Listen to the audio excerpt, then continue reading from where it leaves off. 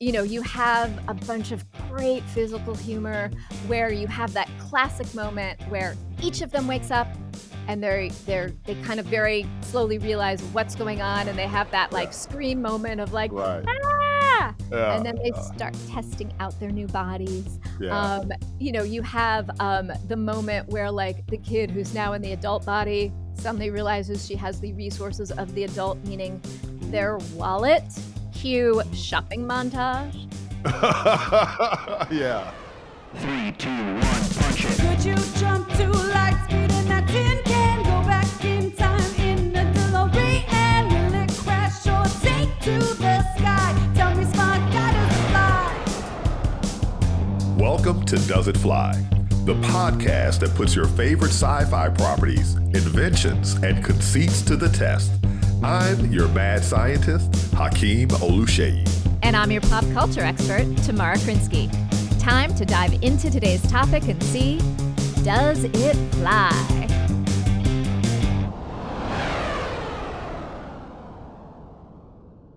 Well, hello, Does It Fly fans. We have an exciting announcement. We are running a contest. That's right. We are doing a great giveaway, and there are multiple ways to enter. Multiple? Tamara, that's too many. Well, then let's make it easy. Just go to the link in our bio, and all the ways to enter will be outlined right there. Cool, that's easy to do. So you better go before the contest ends. When does it end? The contest runs from July 2nd to August 22nd. All right, so the contest is open to anyone 18 years or older and living in the United States. So if that's you, what are you waiting for? Best of luck. And may the odds forever be in your favor. What? That's not very Roddenberry. Hey, we cover all franchises. Well, hello, everyone. Welcome to Does It Fly? My name is Dr. Hakeem Oluseyi, and I am your mad scientist. And I am Tamara Krinsky, your pop culture expert, with my sultry dulcet tones. All right. For those who are regular listeners of Does It Fly, you know we're kidding around. And I'm guessing if you think about why we are kidding around on this Friday, you'll know it's because today we are going to be talking about the movie Freaky Friday and the conceit of body swapping and consciousness swapping. Welcome to the show, everybody. I am Tamara, actually your pop culture expert. All right, I'm back. Wow. Oh, this is so disappointing. I am Dr. O, Hakeem Oluseyi. And so we're talking about Freak Off Friday. So, no, wrong episode. Freaky Friday. Freak Off Friday is the After Dark show. Listen, I watched this show many a year ago. And, I think this is one of those rare movies that I watched multiple times because I had family members that wanted to watch it and generations of family members that wanted to watch it. And when I was a young man, one of my favorite actresses was Jamie Lee Curtis, who stars in this movie. So, oh, she's amazing and is one of several reasons that I think this movie is amazing. So to set the stage for folks, we will be talking about the science and the story behind body swapping and consciousness swapping. And we're going to specifically be looking at the 2003 movie Freaky Friday. Because there have actually been multiple iterations of this movie. It was originally based on a book of the same name by Mary Rogers, which is actually a book from 1972. Ooh. And that was actually a modern retelling of an 1882 book called Vice Versa, A Lesson to Fathers, where a father and a son swap by way of a magic stone. Yeah, so there have been multiple movies. There's been multiple TV movies. Since this 2003 movie, there's actually been a musical. If you knew what I go through, how it's brutally unfair. Oh, I'd love to be in school, have a day without a care. How I wish you'd understand. More TV movies. And of course, there's the latest version, Freakier Friday, which is a direct sequel to the 2003 movie coming out in theaters this summer. So, yeah, what I love about these swapping movies is the two people are always like, adult, child, man, woman. to walk in another person's shoes that is so different from you and to experience their life is such a perspective changing event. But in this context, it's different because, we have these sayings like youth is wasted on the young. So if you're an adult going into the brain of a youth, you're a superpowered youth. But if you're a child going into the brain of I was going to say, that's what I want to talk about in the vibe section. Oh, okay. Let's not go there then. I want to hear everything you have to say about it, but Yeah. that's what I want to talk about in the vibe section. All right, understood. The idea behind Freaky Friday is this notion of consciousness swapping. The biology is the same human, same brain, but somehow this ephemeral idea of consciousness moves from one human to another. Can that happen? That is what I want to know. Hit me with the science, Hakeem. Okay, I'm going to hit you with the science. Can I start off with a story? Always.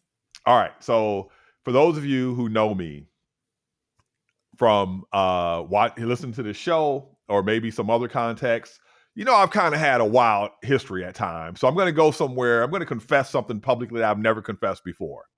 But when I was 30 years old, I had this really close friend. She was a woman, totally platonic relationship, not a romantic thing. And she says to me something that no one had ever said to me. And she says, let's do shrooms. Why am I going there? Because something happened that to this day is mind-boggling to me.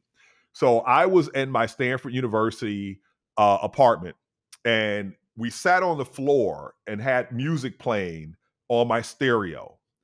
And I found myself in this state of mind where I was traveling through space.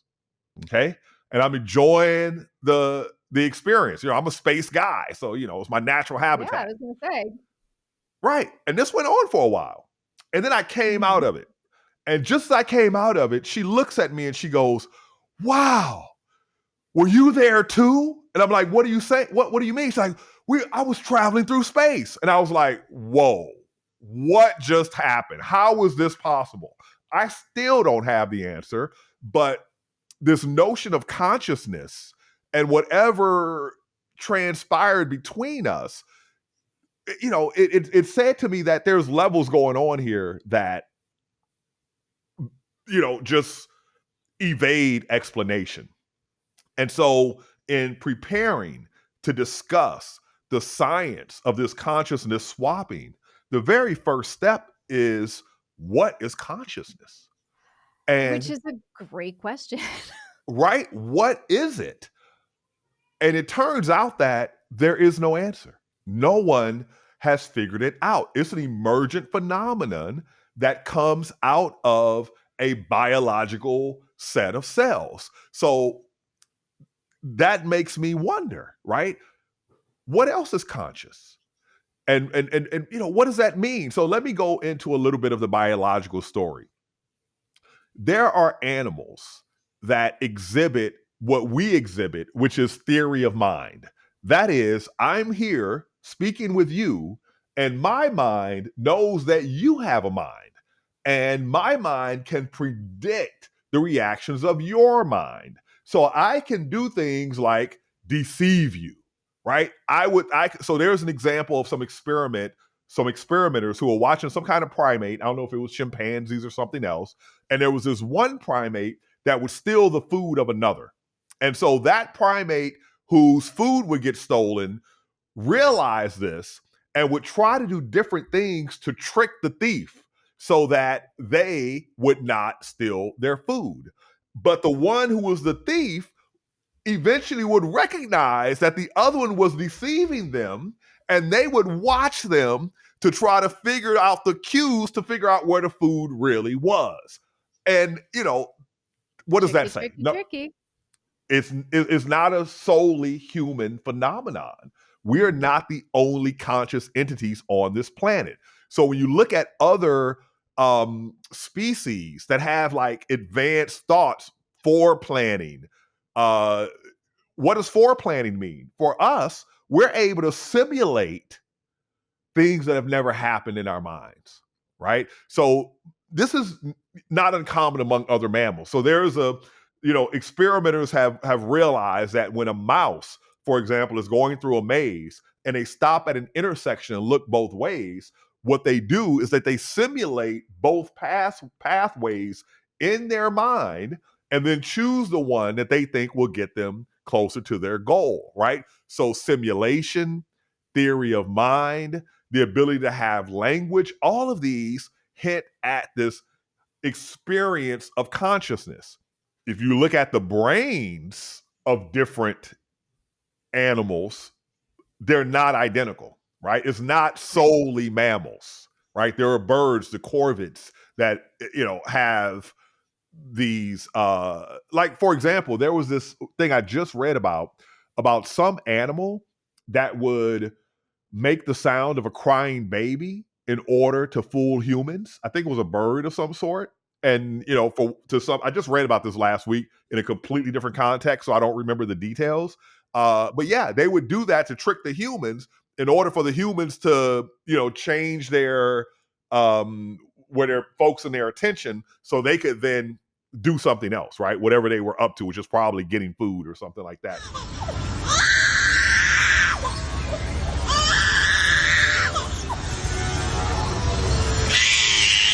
Always food. Always food. It always comes down to food, Always right? food. Food, Yeah. reproduction, and survival. Mhm. That's what it's all about. Yeah. Yeah. So, man, this is a weird one because, you would say to yourself, oh, yeah, exchanging consciousness, that's something that could never happen. But if you don't know what consciousness really is, how can you make a conclusive statement about that? That is the strange thing. So could we swap consciousnesses? Okay, if we've never observed it occur, does that mean it's impossible for it to occur? I described a experience earlier, moments ago, of shared consciousness for an event that wasn't really happening in real life. It was happening completely in the mind. So this one is one that really is literally, this is the most difficult topic for me that we've ever discussed. Well, here's a question for you, and this is kind of putting you on the spot. But in listening to what you're talking about, something that I love that you do when we talk sometimes is we talk about sort of what currently exists or what we currently know, but then also like if it did exist, how could it exist, or what Right. would that look like? And so I Yeah. guess where that takes my brain, my consciousness, is to this question of if you could swap consciousnesses, what would allow that to happen? Like, is it a Neuralink type of device? Is it a physical touching kind of a thing? Is it like, I'm just curious if you've given any thought to that. And I'm sorry for putting you on the spot, but that's what your question raises in me. It goes back to the same answer. In order for me to say how could that actually come about, I need to have an idea of what actually consciousness is, right? So if I peeled off your the outer layer of your brain, the wrinkled one, and swapped it with mine, do we right? We swap outer brain layers. Are we switching consciousnesses? Because the thing, so let's look at what they've done experimentally to understand consciousness. If you're unconscious through anesthesia, you're asleep, and you monitor the brain activity, you'll see that there are areas of the brain that are not actually active. But then when you become consciously aware, now they activate. But can you say that that is where consciousness lives? For example, when you turn on a radio, a light comes on and you hear the sound. Does the light turning on create the sound? No. Even though they're correlated, there's not a causal relationship between them. Right. Yeah. So getting to the bottom of how the brain generates consciousness is not as simple as you might imagine. And then the thing that jumps out to me is that clearly we're not the only species with it, and it's across a range of brain architectures. So, it goes to another idea that people have about consciousness. And that is, all of us are information processing systems. Everything with the brain is processing information. So if somehow that process generates consciousness as a inevitable side effect of information processing, I can't, no one has answered that question either. So, when I looked into it deeply, there are some that define consciousness as the mystery no one knows. Well, I mean, this is an age-old, to your credit, like, this is an age-old philosophical question that, an age-old question, I should say, that both philosophers and scientists have, tried to dive into for thousands of years. What do we think? How do we think? How is what you think different than what I think? How is our understanding of that, being shaped? Yeah, I coined a word last week, philosophy, right? The combination of science and philosophy. Well, I feel like I've got to give a plug here for the author Sean Carroll, because he has a book that deals with some of this stuff. So if this topic is yeah. Oh. So so if this is something you're interested in and diving into further, then we'll put the link in the episode notes for you. So ultimately, where do you land then on does the consciousness swapping in Freaky Friday fly scientifically? This one is so hard, Tamara. This is hard. This is so difficult because it's hard to even speculate about it because it's an undefined thing that I am using at this very moment. And not only that, I was listening to another author who was talking about a book that he had read where the author of that book informed him that you are not the voice in your head, right? I'm thinking something like, oh, should I go to the store? Let me go to my... And they're like, no, you're not that voice. You're the one listening to that voice. Right. Well, and you think about the voices in your head. I mean, I used to have a coach, therapist type person in my life who we talked a lot about the idea of like the gremlins that speak to us in our head, and the ones who are either constantly putting us down or gnawing away at our confidence, or, like these gremlins speak to us in ways that, like, if we said it out loud, we'd never speak to another person. We never speak to our kid that way.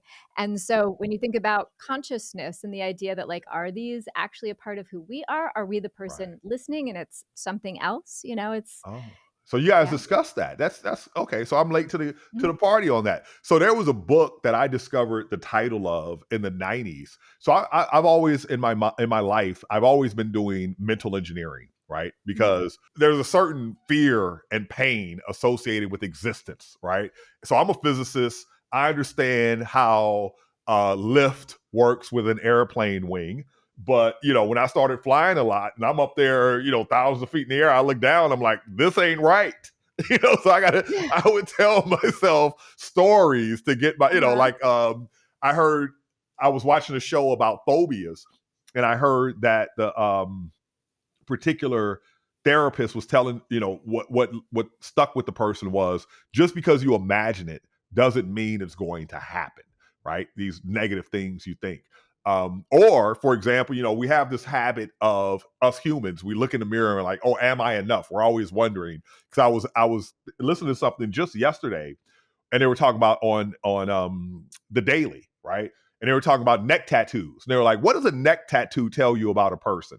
Because they can't ever see their own neck tattoo, right? They're not looking at it. That's interesting. Yeah, and the person's answer was, what that tells me is that person thinks I, as I am not enough, right? And so the way I've dealt with things like that is I say to myself, I talk to myself, and what I'm getting at here is this is an internal dialogue. This is something that my consciousness is doing. Is I'll say to myself, oh, well, listen, I don't judge other people out there, so clearly I see how the world interacts with me, and they're not interacting with me as if I'm the monster that I see in the mirror. Right? So I must not be that monster, right? Yeah. So good therapy self-talk. Very good therapy self-talk. Yeah, therapy self-talk, right? And I tell you, I saw a book way back in the early 90s that had the title, I never read it, but it had the title, What to Say When You Talk to Yourself. And instantly I was like, oh, I know what's inside that book. That is great. Now I know. I have a new key to deal with the pain of existence. But going back, what can I say about consciousness swapping? Well, it sounds like your answer to Does It Fly would almost be we don't actually know what the plane looks like. So we can't even answer Does It Fly because we're still figuring out what this plane looks like and how to make this Exactly. plane or what this plane is made of. So we don't Right. know how the bolts are put together. We don't know how the wings are put on. That's We're right. still trying to figure that out. So how We're do you still even trying to figure answer it that? out. Yeah, like an insect wing. Insects fly, but their wing looks nothing like an airplane wing. They generate lift by a completely different mechanism, right? Mhm. So, can consciousness generate lift and fly into someone else's head? So, What's your final answer? What's your answer? I don't know. That's my final answer.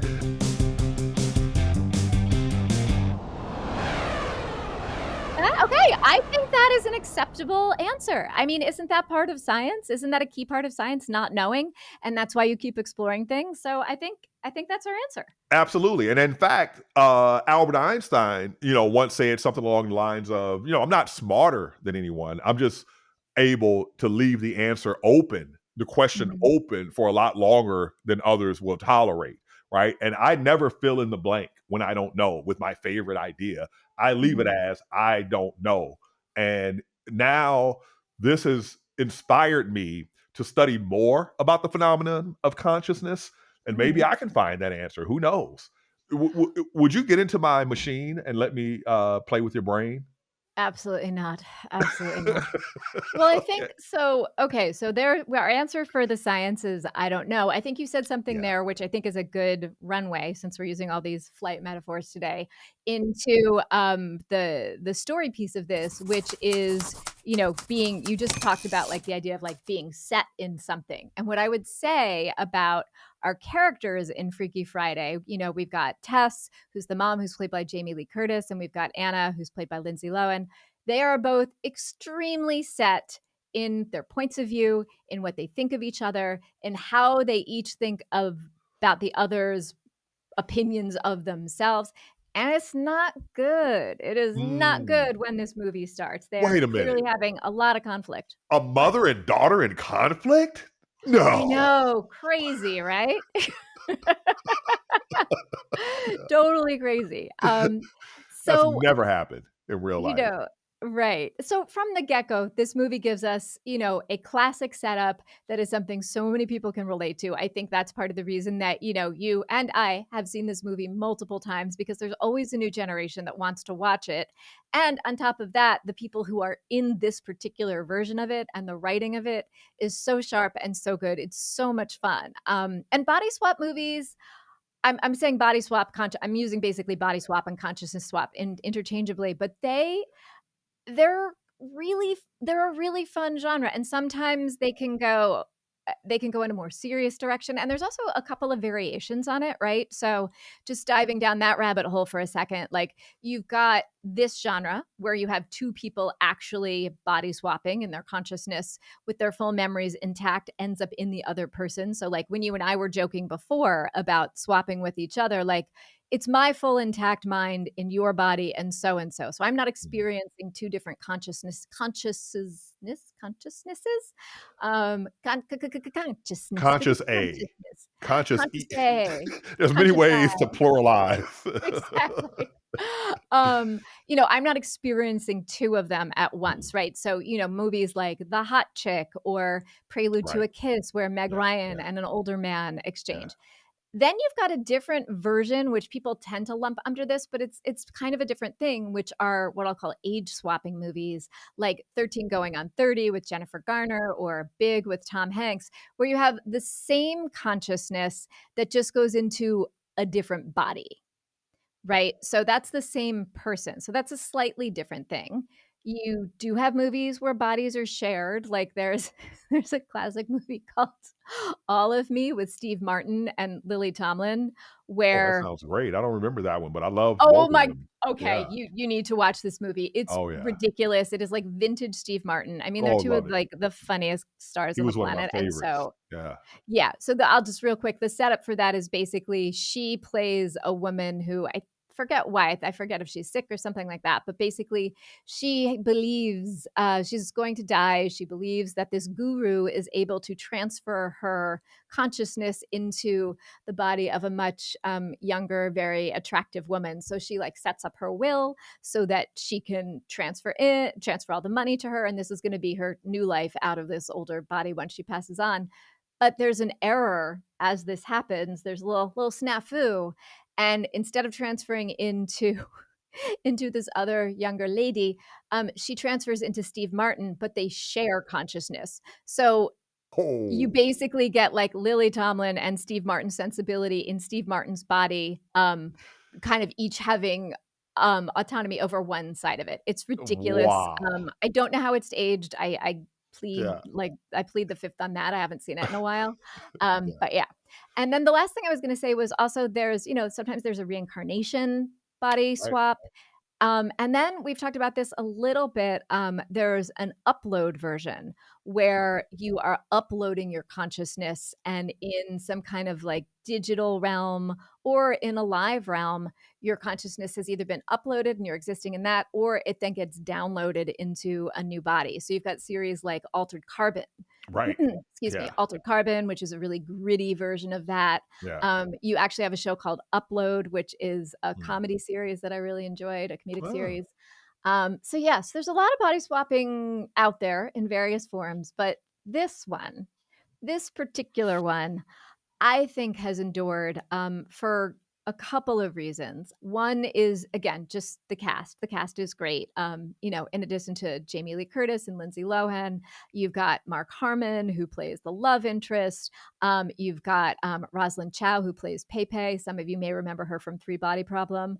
Um, and you have some of what I'll call like the tropes of this, which mm. are you have a ridiculous mechanism for the way it happens. It happens through like a whole Chinese fortune cookie thing, which, again, looking back, maybe not the way we would do it today, maybe not the way we would name it today, but Right, right. this is 2003. Which doesn't make it okay, but it was 2003.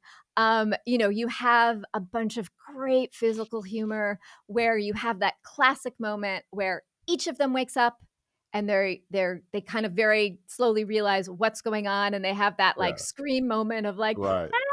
ah, Yeah, and then they start testing out their new bodies. yeah. You have the moment where like the kid who's now in the adult body suddenly realizes she has the resources of the adult, meaning their Ooh. wallet. Cue Mhm. shopping montage. You have you have Yeah, the adult who's in the kid's body who suddenly realizes like they can eat whatever they want suddenly again because they've got adolescent metabolism. There's usually an awkward, cringy moment where they try to use some slang. And then the other trope that again they do really well in here is in these movies, there's usually some big event or happening that has a ticking time bomb to it that often right. depends on a special skill. So in Mm, this case, it's double, right? They've given us the urgency with Tess getting married and the mm, rehearsal dinner for that upcoming, and the dual thing of Lindsay's character and her friends wanting to try out for a slot at Wango Tango, which for those of you who aren't familiar is a big music festival. So they've set up all the elements really, really well. Um, and then you get back to that question, right? Because we always talk about the what if, like good sci-fi, good fantasy, any good movie really, but especially sci-fi, fantasy, or horror sets up a what if and says, what if this could happen? And then they ask you to come along for the ride. And the best movies do it in a way where you are like, yes, I am there. yeah. I was actually talking with my teenage daughter about this, my anecdotal control group of one. And we were talking about the idea that that it happens because of this Chinese fortune cookie swap exchange and people sort of wishing the same thing at the same time.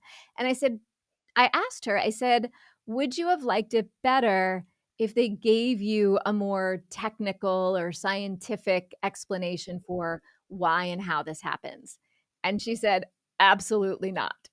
She said, Predictable. nope. Yeah. She said, no. She said, because that would try and explain it too much. Like the fun Right. of it, the tone of it Yeah. is the fact that there is this magic thing happening. Right. Yeah. And so I got to give huge credit to Mark Waters, the director, who others may know from, he's the director of Mean Girls. So, so Mark Waters really did a great job with setting up the tone for this and making us want to come along and invest in it. And then also diving deeper into this mother-daughter conflict, which all the body swapping then, allows us to explore in new and novel ways. You And of just course, it said was written by something though. Heather Hatch and Leslie Dixon. I just want to give a shout out to them as well. You just said something, Tamara, that it just inspired this thought in my Mhm. mind, and that is, it almost seems like we need magic. Our consciousnesses as humans, it comes up so much. We love it so much, Mhm. and we often bathe our children in it. uh, and as an adult, being able to go to a movie and come out of the normal regular world and escape into this world of magic is it's like taking a mental vacation in a way, right? And you're relaxed and it's enjoyable and you leave with a glow. Mhm. Absolutely. Yeah. I mean, look, I think we need wonder. I think we need escape. I think we need stories that excite us and amaze us. So yeah, I'll always buy into that. Yeah, yeah. So I don't Um, mind it. I don't mind the magic. And people, when I, as a scientist, people want me sometimes to critique mhm, uh what is wrong scientifically in this space movie. And I'm like, dude, it's mhm. a space movie. It's not Yeah, exactly. Just it's like not a go to textbook. space. Yeah, Well, I mean, yeah, we've talked about the fact that, on this there are folks out there who will go way down the rabbit hole in critiquing the science in a film or the scientific basis of something. The scientific basis of something in a film. And for this show, we really approach it as fans, which doesn't mean we always believe everything or like or enjoy everything. We've definitely poked holes at things, but I think we come at it in general from a love of storytelling because we do all need that magic. We do need to be able to travel to other yeah. places. Just as I Um, did with my diagnosis, my analysis of the science, right? The average scientist is going to tell mhm, you, hell no, can't happen. But mhm, then ask them what is consciousness, and if you can't define what it is, right? And mhm. how can you say that? How can you draw that conclusion? You have to leave it open in my mind, the way I think about things. And I also feel that this thing that we have, this ability to imagine what has never existed, what may never exist, is a superpower. You don't want to constrain that. You want to set it free and let it, go and explore all of this space of possibility. To give it the final thing, I definitely think that Freaky Friday for sure flies when it comes to consciousness swapping, and it's due to the strength of the script and the direction, for sure the strength of the cast, and bottom line, the strength of the theme that flows through it. And I wanted to read Roslyn Chow, who plays Pepe, who works at or is one of the owners, her mom, at the Chinese restaurant where all of this starts happening. She said in an interview, it's a movie about empathy and it helps us to laugh at ourselves. The mother daughter movies really do hang around. I think that's kind of the secret to the whole thing, seeing ourselves through the person closest to us. But it's fun too. And I think that just wraps it up. Why Freaky Friday, body consciousness or mind consciousness, body swapping absolutely flies.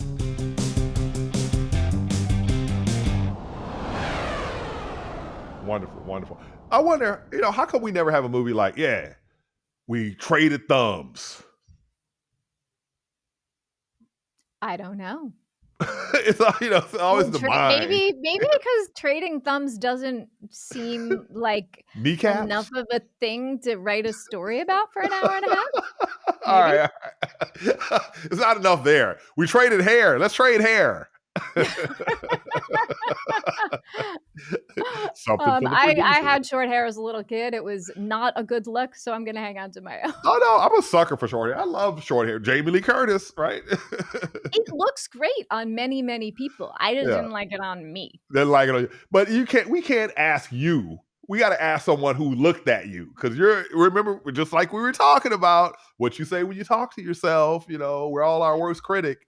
So that actually brings me to the question I would love to talk about in our vibes section, which is, you and I are both parents now.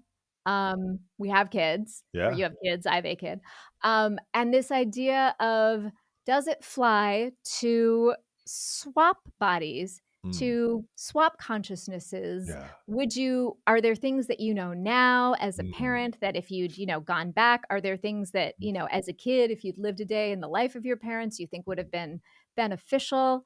I'm Mm, curious about that. And does it fly, or is it better that we kind of never, if you could do that, right. would it be better not to?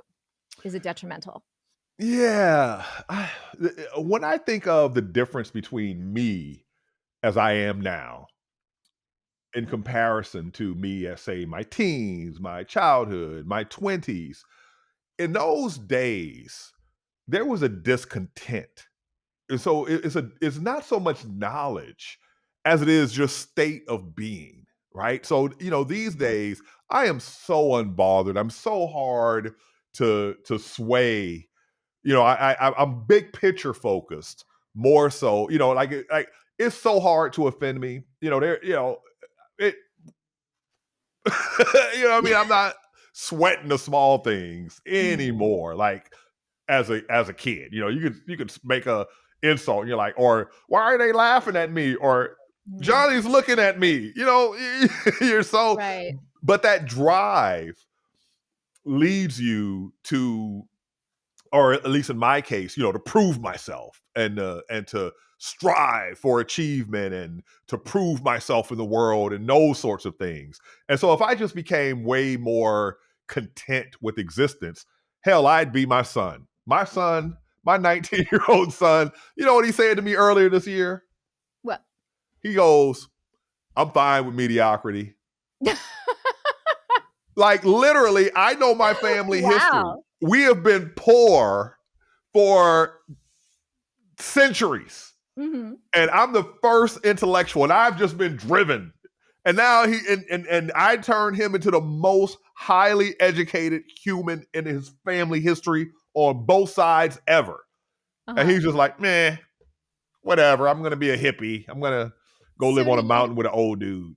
So do you think that if you both swapped right now, like him living your current existence and you living his current existence would be helpful? Because again, we're not talking about like, we're Wow. talking specifically about swapping with another person in the time that they're at, as opposed to like us swapping back to our former selves when we were kids. Yeah, I don't see how that would be helpful. What would be helpful is if, it's that scene where two people touch and then you Mhm. get to see all their experience and understand them, Mhm. right? I felt like if he had that understanding of me and my life and what I've been through and what drives me to be driven, because I'm still driven to this day, but for in different motivations. That so that brings up something really interesting. I'm gonna see if I can say this coherently because 9 thoughts just went through my head. 1, that sounds like you're more interested in a mind meld than a body swap. 2, what's interesting is the difference between understanding having access to somebody's internal thoughts and memories, like, essentially what we were sort of skirting about before as this definition, working definition of consciousness, that thing that is uniquely yours, the way that you see the world, the thoughts, the internal voices, all of that. Let's just call that consciousness for the moment. So the difference between having access to that and what happens in Freaky Friday and most of the body swap movies of that ilk that we're talking about, which is not having access to that, but actually having access to their external environment and Right. situation and the things that you may not see. Like Right. when Jamie Lee Curtis's character, when Tess is inhabiting Anna's body and is walking, going to school and experiencing things as Anna experiences them, she doesn't know what Anna thinks about them. She knows what her own reaction is to suddenly realizing, like, oh, actually, this teacher really is being unfair to my daughter, and I was being too hard on her. Or this girl who, spoiler alerts, but hopefully you've all seen it by now, or this girl who, my daughter used to be friends with, I keep trying to encourage the friendship. She's actually doing nasty things to my daughter, and I'm Right. not okay with Yeah. that. And then she goes Right. even further. Yeah. So to like, it's interesting thinking about, we're actually talking about two different things. We're not talking Yeah. about consciousness access. We're Right. talking about the swap that puts you in their place in the world. Yeah. And it gives And I you, I don't think I clarify, like, I'm just, no, yeah. that totally makes sense. It gives you empathy on the Mhm, one hand, and it gives you perspective. And travel does the same thing. mhm, Like one of the things that was really formative for me is even though I went through my experience in America being urban, being suburban, and being rural, poor rural in Mississippi, it didn't affect me the same way working in the developing world did, right? Seeing exactly what people are going through and how they deal with it. And coming back like, Americans, what the hell are you complaining about? Yeah, yeah, No, I mean, same thing, same thing. I mean, I have not spent, at nearly as much time there as you have, but I yeah, absolutely think that seeing different circumstances in different places, it's not quite body swapping, but it certainly changes your perspective on things. yeah. At Let me least let it me did can, let me for me. give you one that I have been seen twice in the last month, and it's women who decided to be men on dating apps. Ah, And they both came to the same. I heard it twice. One was very recently, and one was earlier in the mhm. month. And they both came to the same conclusion. They're like, "Man, I don't like women anymore. They treated me so bad." Well, okay, so that I actually think that brings up something interesting too when we're talking about technology, Yeah. which is the fact that there are actually things now that currently exist and that are certainly going through development and getting much more refined that put you in the place of walking in somebody else's shoes. There are VR applications that you can, experience where you are in a refugee camp, where you are What? in a different city, where you are, Oh, yeah, and that they've done is studies deep. on these about the amount of empathy, the increase in empathy that occurs as a result of that. There are experiments that they've done where they've put two people next to each other and they've actually, through like cameras and some other things, they've been able to basically change your limb and make you think you have somebody else's limb or another piece of their body. And then they come out of that thinking and acting a little bit differently.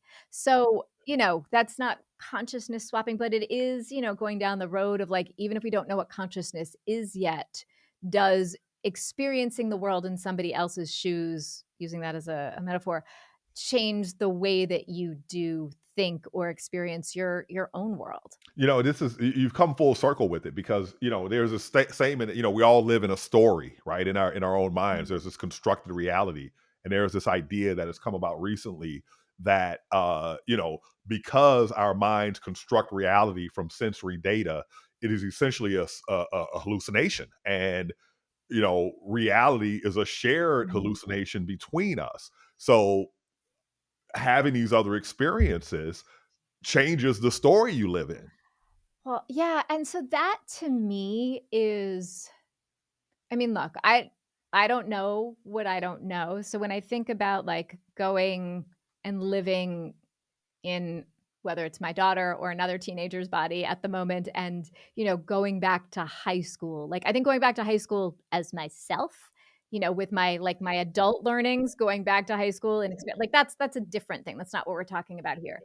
But going back and getting to walk through the world today as a teenager, on one hand, I don't know what I'd learn. I don't know what's changed about me since then that would strike me doing that. What I do know for sure though is what you said before about so much of our reality is constructed from the sensory data that we take in.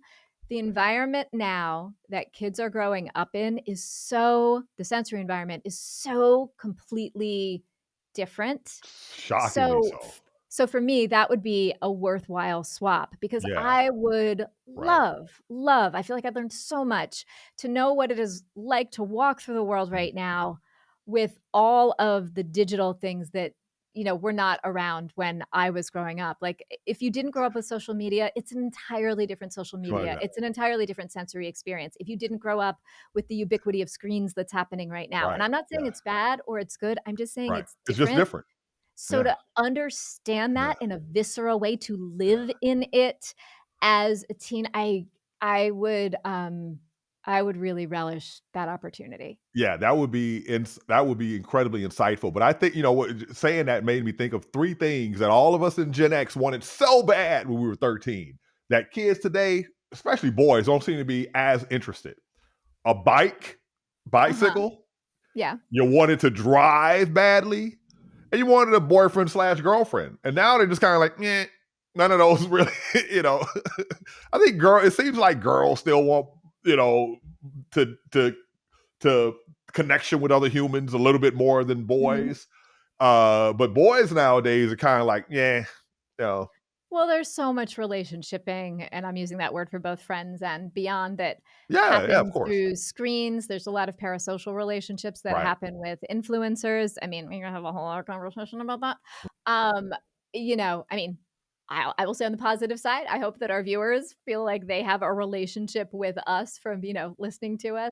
Uh, but yeah, it's a different world. So I'm gonna say that the idea of body swapping to walk in another's shoes, to understand the external circumstances through which they live their lives every single day, as long as you signed like a do no harm to the body that you're inhabiting, because I do think that's important. We see Yeah. a little bit of Right. that Yeah. explored comedically in this movie, Yeah. when Anna in Jamie Lee's in her mom's body goes and gives her a little bit of a makeover that maybe her mom is not so thrilled with. So as long as you sign a do no harm, make no changes to the Yeah. body that you Make are no. Yeah. inhabiting, I I would it absolutely flies for me. I would love to have the opportunity to do that. Love it. And I want to say that, the way you started that whole phrase was so well said. Uh, I'm on board with you. It flies.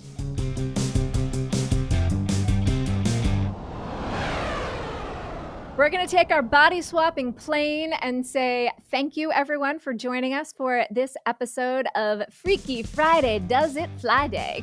That's right. Freaky Friday is when our episodes come out every week. And it's getting freakier and freakier up in here. So I'm Tamara Krinsky. You can find us at doesitflypod.com and doesitflypod on all your social medias. I'm Dr. Hakeem Oluseyi, and leave us a comment if you have an idea for an episode. Tell us about any ideas you have about body swapping, consciousness swapping, what you think on the topic, and we'll see you next time.